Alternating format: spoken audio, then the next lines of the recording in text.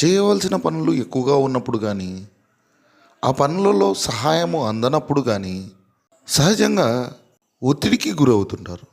స్ట్రెస్గా feel అవుతుంటారు.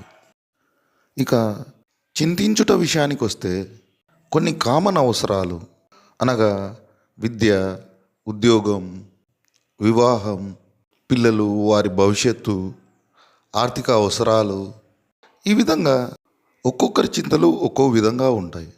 ఈ ఆలోచనలు అవి నెరవేరే వరకు కూడా మనుషుల్ని ఎంతో కుంగదీస్తూ ఉంటాయి. వీటన్నిటికీ దేవుడిస్తున్న సమాధానాన్ని గమనిద్దాం. సామెతల గ్రంథము 16వ అధ్యాయము 3వ వచనం.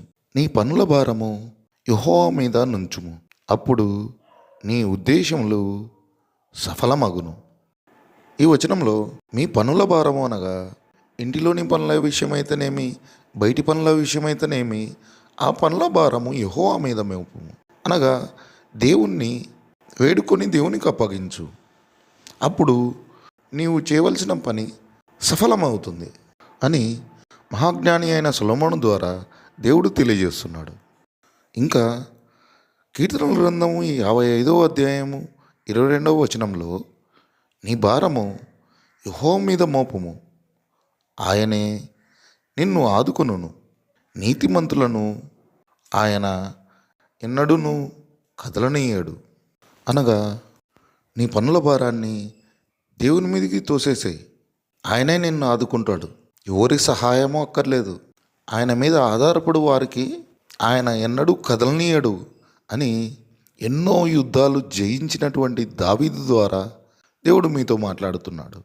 ఇక చింతించుట విషయానికి వస్తే 1 పేతురు 5వ అధ్యాయం 7వ వచనంలో ఆయన మిమ్మల్ని గూర్చి చింతించుచున్నాడు కనుక మీ చింత యావత్తు ఆయన మీద వేయుడి.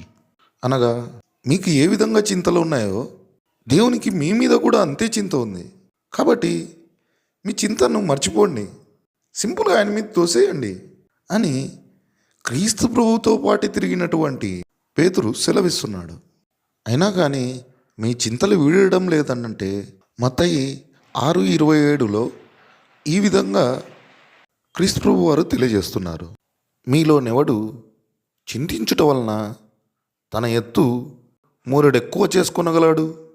అంటే మీరు చింతించడం వలన ఏవి పెరిగేటివి ఉండవు, జరిగేటివి ఉండవు. కాబట్టి చింతించుట మానివేయండి అని దేవుడు సెలవిస్తున్నాడు.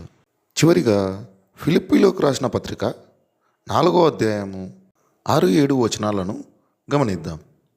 దేనిని గూర్చియు చింతపడకుడి, కానీ ప్రతి విషయములోనూ ప్రార్థన విజ్ఞాపనముల చేత కృతజ్ఞతాపూర్వకముగా మీ విన్నపము దేవునికి తెలియజేయుడి.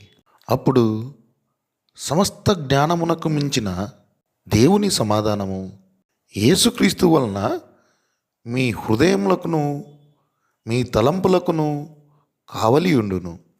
మీరు దేవుణ్ణి ఆధారం చేసుకున్నట్లయితే, దేవుని మీద ఆధారపడినట్లయితే అప్పుడు మీకు స్ట్రెస్ ఉండడం కానీ చింతలు ఉండడం కానీ జరగవని తన వాక్యం ద్వారా దేవుడు మీకు తెలియజేస్తున్నాడు.